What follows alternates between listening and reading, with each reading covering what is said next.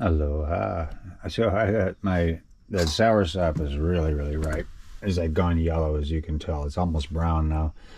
Maybe a little ripe. This morning was perfect, but I'm gonna make juice out of this because it's a lot to eat one sour sop like this. So I'll just have a colander because you got to leave big holes for the nectar to get through because it's a pretty thick nectar. You don't want to use mesh or it's going to get all clogged up right off the bat and really take a lot of the substance away from the drink. And then have some water to wash your fruit with because the nectar is going to be so rich, kind of like an apricot nectar is rich, where you'll be able to 50-50 with your drinking water and bring it up to something that would be recognizable as a sour sop drink. So first you got to get the skin off, and I just use a butter knife. And do keep in mind, kind of like a pear, it's a lot like a pear that way, where this stuff is very grainy and it just kind of chips apart. So I'm just kind of floating that blade underneath. You see it just pushes off. I mean, really I can just push this off with my finger, but then it starts to crinkle on itself like icing on a cake. It makes a mess. So first trick is to start getting all this stuff off. And you don't really, I mean, I guess you don't really have to since you're straining it, but I think it just helps because some of these graininess will make it through to the finished product, because there is sort of like a sandiness to the last 1/8 of an inch on that skin on the sour sop, like that whole layer underneath that. Maybe a little bit of this kind of yellow residue might have a little bit of that grit. So anyway, I'm going to go ahead and clean this off, and then we'll take the core out. All right, now the skin's off, and you don't really need a knife to do this, but I got it, so why not? Down the core here.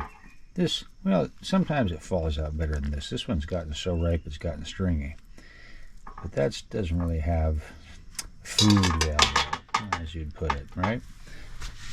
And the rest of this, look at that, it just opened right up. Isn't that so pretty? And sour sop. You can actually like see how there's all these little keys with their seeds in it. They almost have like a webbing. Yeah, there you go. That's a good shot of it. All right, so mush. Just mush. Because really, every one of those what are they, vesicles, I think they would be, have kind of like a sac around the seed, and around that sac on the seed is juice. So you do, you know, see these guys here? Like that's a whole key, and it's like a little spongy pillow balloon. And try and get that seed out. And push it out like out of an embryo. Oh, there it goes. And so there's the sac now deflated, right? Juice hence squeezed out. So I won't do the most efficient job with my bare hands. And again, I need to worry about it. The sour sops are going off. There's plenty. And of course you could do anything like sorbet or maybe candies. I haven't experimented much yet, but I did heat Rollinia and it got bitter.